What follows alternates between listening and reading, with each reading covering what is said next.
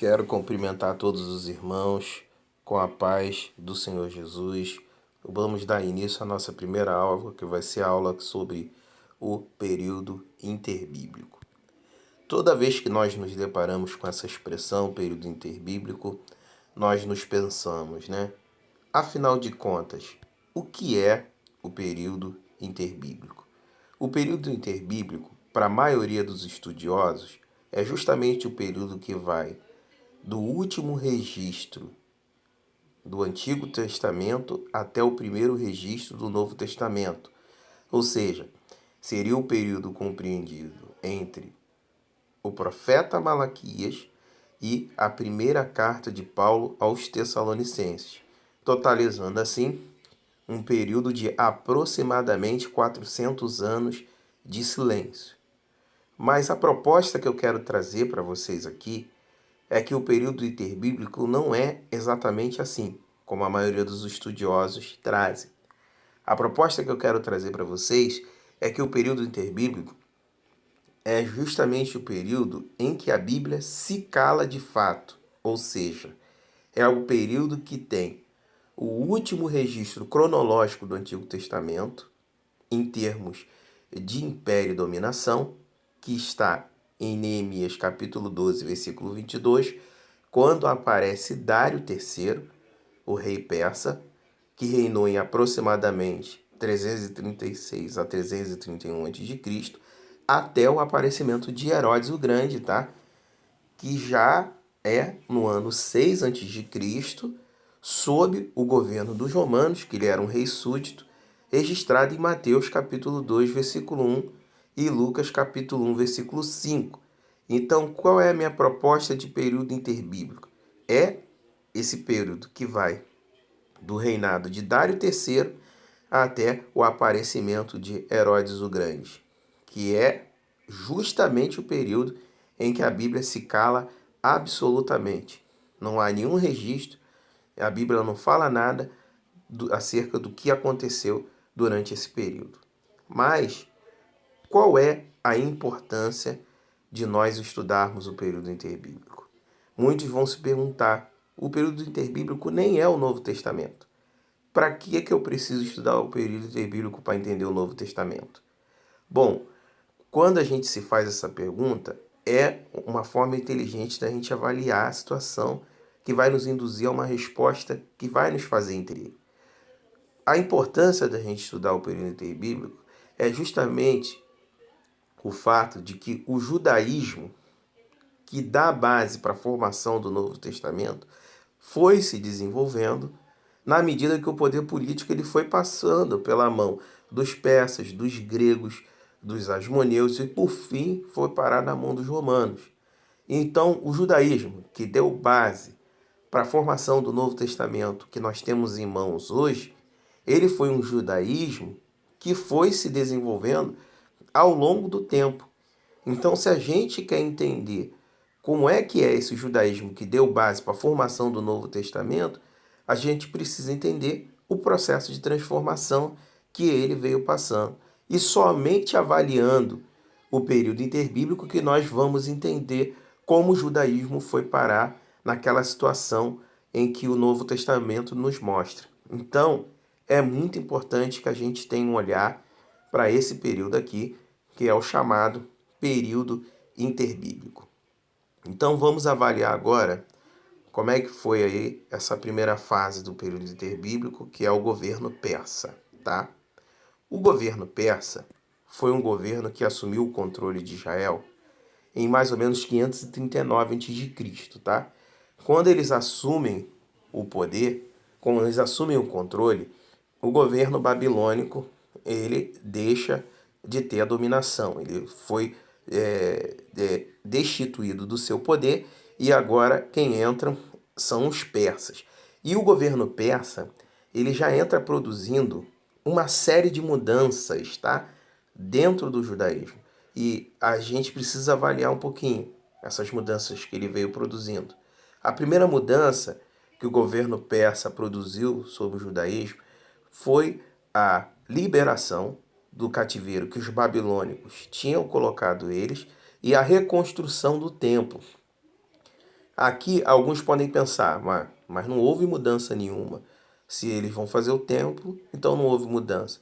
Houve sim uma mudança, porque o templo agora não era o mesmo templo que foi construído por Salomão. Aquele templo que foi construído por Salomão foi destruído.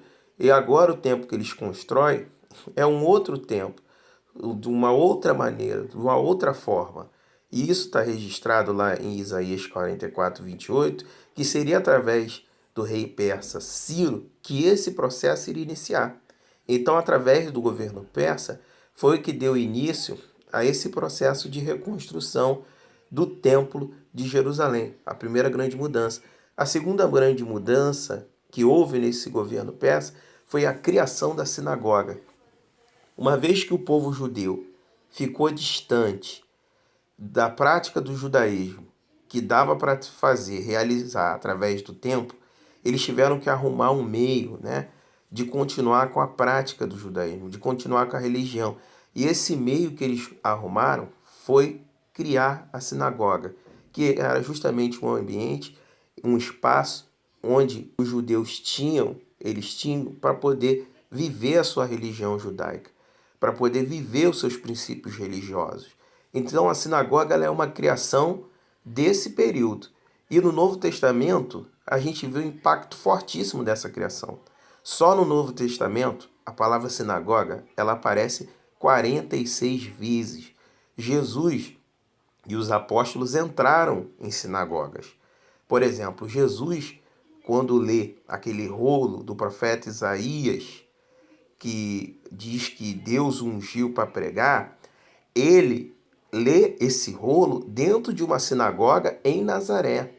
O apóstolo Paulo, por diversas vezes, quando saía para pregar, no livro de Atos, você observa que ele sempre procurava uma sinagoga local para iniciar sua pregação. Então a sinagoga é uma coisa que foi criada aqui no período dos persas, mas que foi muito bem disseminada depois no período do Novo Testamento, a ponto de aparecer 46 vezes o registro dessa palavra no Novo Testamento. Uma outra coisa que surgiu na época da dominação persa foi a lei oral. A lei oral ela é justamente a explicação que os rabinos davam acerca da lei de Moisés, tá? Como é que funcionava isso? Quando o povo ficou distante do templo, eles não tinham acesso também a rolos da lei. Então ficou valendo muito a explicação que os rabinos davam, né? A explicação que aqueles mais antigos que tinham tido contato com a lei davam. Então, essa explicação que esses antigos deram da lei de Moisés ficou conhecido como lei oral. E no Novo Testamento, Jesus chama isso de tradição dos anciãos. Por quê?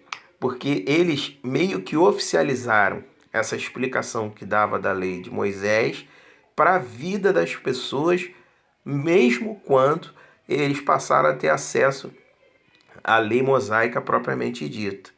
E essa tradição dos anciãos, que era a explicação da lei de Moisés, era uma tradição que eles passavam que era cheia de exageros.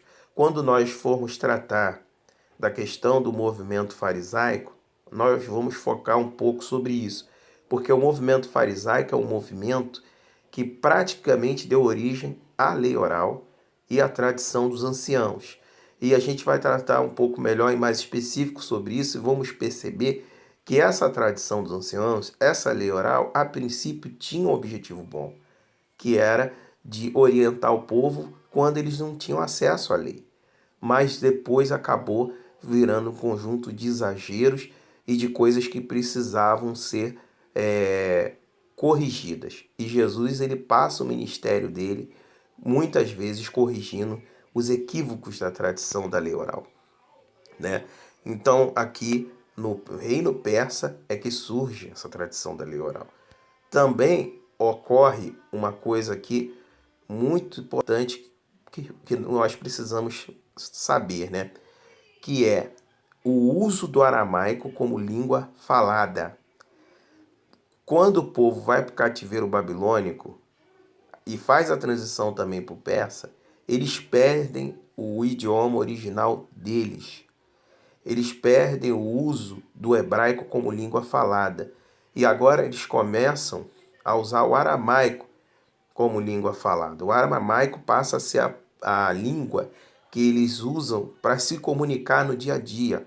Tanto é que quando eles fizeram ali a reconstrução do templo, que foram ensinar a lei pela primeira vez, conforme está registrado em Neemias, capítulo 8, versículo 8, os sacerdotes, quando foram ensinar a lei, eles precisavam explicar o sentido. Por quê? Porque o povo não conseguia compreender o hebraico que estava contido na lei mosaica, por eles falarem aramaico. Jesus, quando ele estava na cruz do Calvário, ele pronuncia palavras em aramaico, conforme está registrado em Marcos capítulo 15, versículo 34, ele diz, Eli, Eli, lema sabachthani, né? Que quer dizer, Deus meu, por que me desamparaste? Jesus falava aramaico, os discípulos falavam aramaico. O hebraico era o idioma utilizado apenas dentro da liturgia religiosa do judaísmo. Os judeus, desde a época do governo persa, que eles não falavam hebraico no dia a dia, e sim a língua aramaica, que foi adquirida justamente nesse período de dominação, tá? Mas o reino persa, ele não foi um reino que permaneceu eternamente. Ele promoveu grandes mudanças dentro do sistema do judaísmo, né? Trazendo a reconstrução de um novo templo, trazendo a criação da sinagoga, trazendo a tradição da lei oral, trazendo o uso do aramaico como língua falada no dia a dia, mas ele não permaneceu para sempre, né? O governo persa começou a cair, principalmente quando o rei Felipe II da Macedônia conquistou Atenas no ano de 338 a.C. Esse rei, Felipe II, quando ele faz essa conquista, ele já começa a ascender o domínio grego, o império grego naquele momento. Filipe, quando conquista a região de Atenas, ele já tinha na mente dele ideias expansionistas. Ele queria chegar a lugares longínquos, mas infelizmente acabou que o Filipe II foi assassinado 2 anos depois, né, da conquista lá da região toda, né, da Macedônia, de Atenas, tá? Ele acabou sendo assassinado, né? Então essas ideias expansionistas do rei Filipe II acabou passando para o seu filho, chamado Alexandre, que é conhecido mais tarde como Alexandre o Grande. Alexandre, que foi filho de Filipe II, ele assume o reinado com apenas 16 anos de idade. Quando a gente olha para essa idade aqui, a gente consideraria Alexandre apenas um adolescente, de acordo com os nossos padrões. Mas não menospreze a idade de Alexandre. Alexandre, ele havia aprendido aos pés de Aristóteles, o famoso filósofo, discípulo de Platão. E a história nos conta que Alexandre o Grande, em apenas 13 anos, conseguiu conquistar todo o Império Persa e mais um vasto território além da dominação que os persas tinham. Ou seja, apesar da pouca idade, Alexandre o Grande tinha muita competência na área da guerra militar. Mas Alexandre, ele não viveu por muito tempo, né? A história nos conta que ele conquistou Israel ali mais ou menos por o ano de 331 a.C., mas acabou falecendo aos 33 anos. O motivo do falecimento de Alexandre é incerto, né? Alguns dizem que talvez ele tenha falecido por conta de uma bebedeira que ele fez no dia do aniversário dele, acabou se embriagando fortemente e falecendo. Outros dizem que talvez ele tenha falecido por conta de uma malária que ele contraiu na região da Índia. O fato é que ele faleceu muito cedo, tá? Faleceu cedo, sem deixar descendentes capacitados para assumir o seu trono. Isso acabou gerando uma coisa que nós conhecemos como a Guerra dos Diádocos. A Guerra dos Diádocos, ela é conhecida com esse nome porque a palavra diádoco significa sucessores. Com a morte de Alexandre e a ausência de um herdeiro à altura para assumir o seu trono, os generais de Alexandre entraram num conflito muito grande, entraram numa guerra muito grande. Mas aí, de repente, você agora está se pensando agora, mas o que toda essa guerra de grego, guerra de sucessor de Alexandre, tem a ver com o Novo Testamento, tem a ver com Israel? O que toda essa guerra traz para a gente de informação importante para o Novo Testamento? É que através dessa guerra é que nós vamos saber quem são, ou quais são, ou qual é o povo que vai dominar sobre Israel durante o período do Império Grego, né? Essa guerra dos diádocos, ela começa dividindo em quatro partes, né? Quatro generais brigando por poder, depois passam a ser três e por fim fica só apenas dois generais brigando pelo poder deixado por Alexandre o Grande, que seria o Seleuco e o Ptolomeu. Sendo que esses dois, tanto Seleuco quanto Ptolomeu, veio a falecer, mas os seus descendentes continuaram a guerra, né? Então criou o povo Seleucida e o povo Ptolomeu. Quando houve essa divisão entre esses dois povos, oriundos dessa guerra dos diádocos, os Ptolomeus acabaram, no ano de 311 a.C., conquistando o território de Israel. A princípio, essa conquista feita pelos Ptolomeus no território de Israel foi uma conquista de muita paz com Israel. Os Ptolomeus, eles não tiveram uma postura agressiva com relação a Israel, muito pelo contrário, eles permitiram que o povo de Israel cultuasse a sua religião. A única coisa que os Ptolomeus pediram que o povo de Israel fizessem é que eles pagassem impostos para o governo deles, tá? Então, quando você olha lá no Novo Testamento, o Império Romano cobrando impostos através dos publicanos, não pense que foi uma criação dos romanos, não. Essa questão de cobrar impostos é uma criação que vem lá do governo dos gregos, dos Ptolomeus. Eles que criaram essa ideia, tá, de cobrar impostos para o povo judaico, tá, como forma de pagar ali pela dominação ou para o império, né? Só que é o seguinte, o governo dos Ptolomeus, eles não duraram tanto tempo assim, né? Os Ptolomeus, eles acabaram perdendo o poder para os Seleucidas em Israel, mais ou menos no ano de 198 a.C., e então eles entram em Israel e passam agora a dominar a região. No início, os Seleucidas mandaram para lá dois reis, né, na sequência. Mandaram o Antíoco III e também o Seleuco IV, tá? Que basicamente continuaram a política dos Ptolomeus.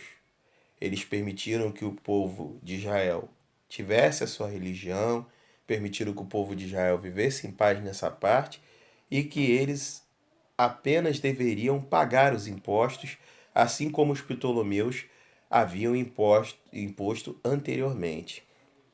Mas as coisas começaram a mudar quando, em mais ou menos em 175 a.C., Antíoco IV assume o reinado.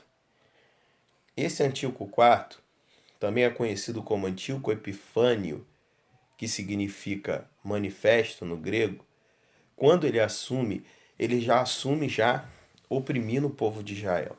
As coisas começaram a mudar agora de figura. Quando ele já assume aumentando os impostos, acelerando o processo de helenização, que é uma coisa que nós vamos ver quando nós formos falar do movimento religioso judaico, e também se autoproclamou Deus, uma coisa que o povo nunca tinha vivido antes, né? O povo nunca tinha passado por isso antes. Eles aumentam o imposto, aceleram a helenização e se autoproclama Deus. Então o povo de Israel não gostava muito de Antíoco Epifânes. O povo de Israel, ele não tinha Antíoco Epifânio como um bom governante. Muito pelo contrário. Eles tinham Antíoco Epifânio como um governante ditador, um governante que governava com mão de ferro. Então, eles queriam mais que trocasse de governante. Então, houve, né, um boato, uma falsa notícia de que Antíoco Epifânio tinha ido numa incursão militar e acabou falecendo, né? Isso fez com que o povo de Israel comemorasse essa notícia. Só que essa notícia era falsa. Eles estavam comemorando que Antíoco Epifânio tinha morrido porque eles tinham a esperança de que viria um outro governante mais brando, mais tranquilo, que permitisse, né, que eles vivessem mais tranquilos, com impostos mais baratos, sem a pressão da helenização, sem ter que ser constrangido para adorar ele como Deus. Então o povo começou a comemorar isso daí, né? Mas só que Antíoco Epifânio não tinha morrido. E ele ficou sabendo que o povo havia comemorado a falsa notícia da sua morte. Isso deixou ele muito irritado. E agora, Antíoco Epífanes inicia uma perseguição extrema contra o povo de Israel. A história nos conta que ele vem, invade Jerusalém, toma os objetos do templo, torna o judaísmo como uma prática ilegal, ou seja, ele proíbe o judaísmo, proíbe todos os símbolos do judaísmo, proíbe o sacrifício, proíbe a circuncisão, proíbe a leitura da Torá e ainda por cima renomeia o templo de Jerusalém, dando para o templo de Jerusalém o nome de Zeus Olímpico, ou seja, dedicando o templo de Jerusalém a Zeus.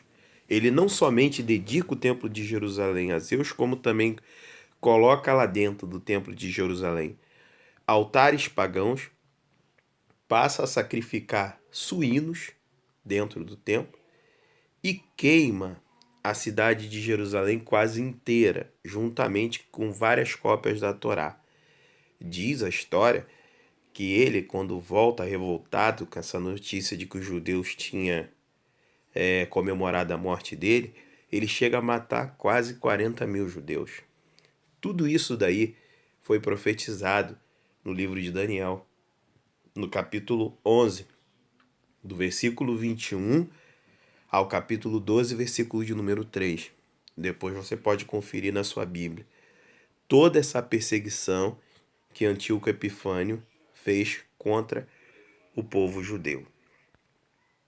Não era de se esperar que o povo judeu não fosse aguentar isso por muito tempo, né?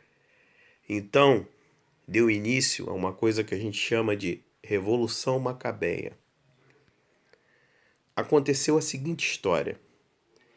Em um determinado dia, um soldado, Seleucida, chama o sacerdote Matatias para oferecer sacrifício a uma divindade deles. Quando ele pede que Matatias ofereça o sacrifício, Matatias se recusa a oferecer esse sacrifício. E então o soldado chama um outro sacerdote. Mas só que o sacerdote que o soldado se chama decide oferecer o sacrifício para ele. Matatias fica muito irritado, acaba assassinando o soldado e assassinando também esse sacerdote que aceitou fazer isso.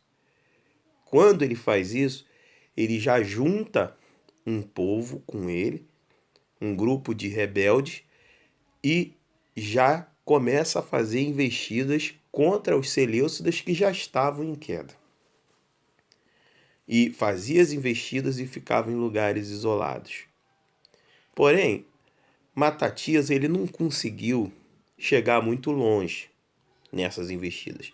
Ele acabou falecendo, mas o filho dele, chamado Judas, que ficou conhecido como Judas Macabeu, a palavra Macabeu significa martelador no grego, continua aquilo que o pai dele havia iniciado. Mas só que Judas, ele teve muito mais sucesso do que o próprio pai, porque no ano de 164 a.C., Judas, através dessas investidas contra os seleucidas, ele consegue, numa dessas, tomar o templo de Jerusalém de volta para os judeus. E com isso ele estabelece o culto novamente. Ele faz a purificação do templo, ou seja, tira todos aqueles altares pagãos, para poder retomar ali novamente o culto a Deus. E depois ele cria uma festa que mais tarde ficou conhecido como Festa da Dedicação, que foi justamente um momento que o povo retoma o templo, purifica o templo e dedica novamente esse templo a Deus. Lá em João capítulo 10 e versículo de número 22, aparece essa festa registrada. Mas só que foi apenas no ano de 142 a.C. que todo Israel foi conquistado novamente. Ele continuou as investidas contra os seleucidas desde o ano 164 a.C., quando consegue conquistar o templo. Mas em 142 a.C., os seleucidas foram de vez afastados do governo da região de Israel. E agora, meus queridos irmãos, se inicia o que nós chamamos de dinastia Asmoneia, né? Com a morte de Judas Macabeu, passou a descendência daquela família de Judas a comandar Israel como rei e também sumo sacerdote.